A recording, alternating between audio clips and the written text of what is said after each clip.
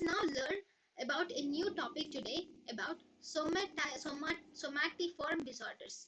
Okay, this somatiform disorders is in DSM-5. According to DSM-5, we have put them as somatic symptoms related disorders.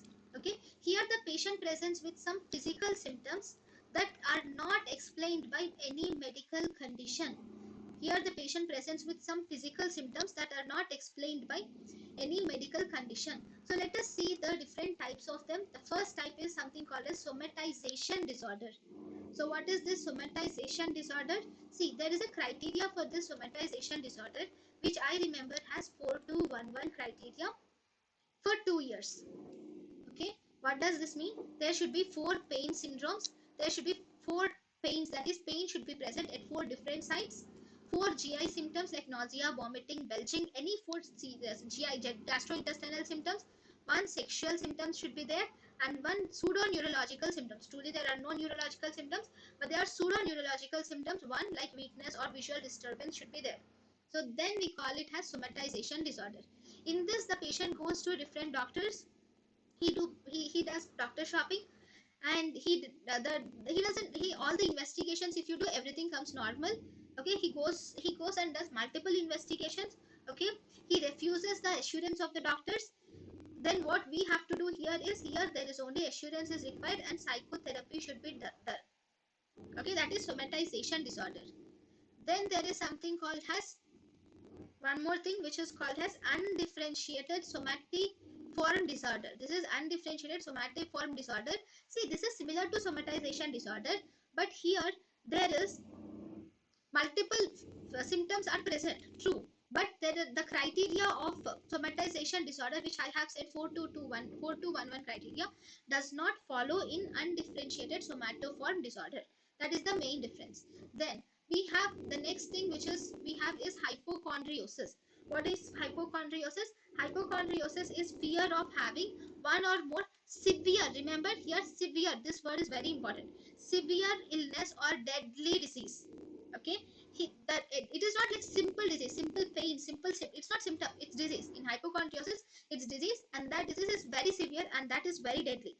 Okay, even here the patient do multiple investigations and they will be normal. He goes to multiple doctors, he does doctor shopping, he does everything. Okay, even the doctor assures him, he doesn't accept it. Okay, so but what is the difference between this and delusion? You might have a doubt. There is delusion also. There can be delusion. The patient can have delusion that he had such a disease, right? But the difference is delusion, the belief is fixed. Okay, in hypochondriosis, it's not fixed.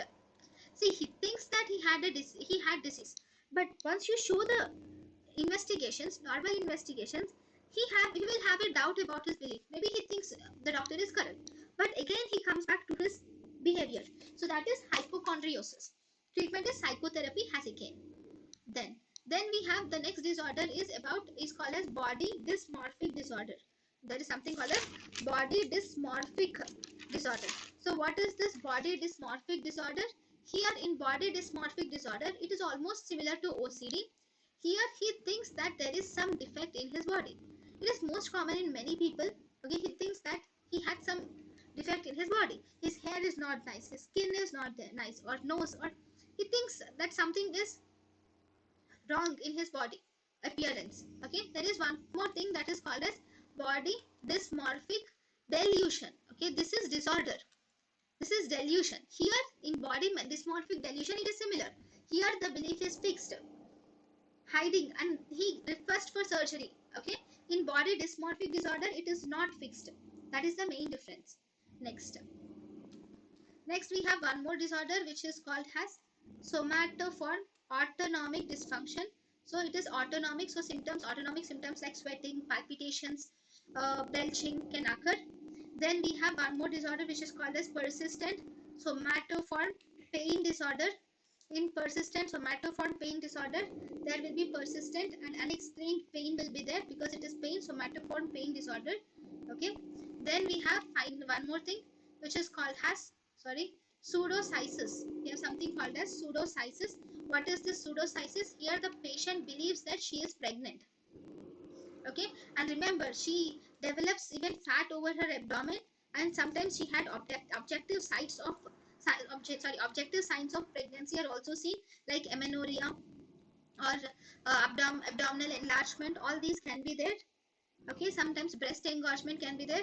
Interestingly, sometimes the patient even present with labor pains at EED. So that is pseudocysis. Okay, so these are the different uh, somatic disorders. Okay, so somatoform disorders. So thank you guys for watching my lecture. In the next class, we will learn about the neurotic disorders, other neurotic disorders. Thank you.